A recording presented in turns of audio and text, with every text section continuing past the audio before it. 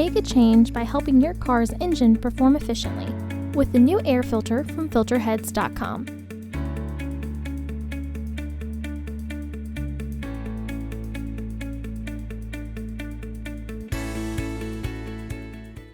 To access the air filter, first open the hood.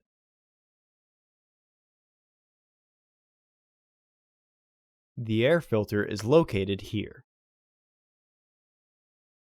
Disengage the fasteners. Once the tabs are free, lift the housing. Remove the old filter and clean out the excess debris in the housing.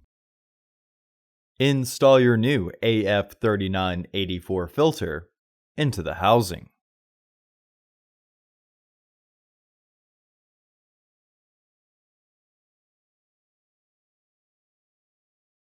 Reinstall the housing.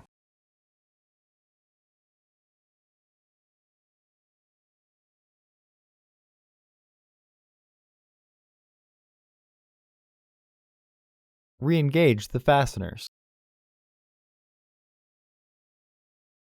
Reinstall the hose. Close the hood. Visit our website to order your filter to ensure that it fits.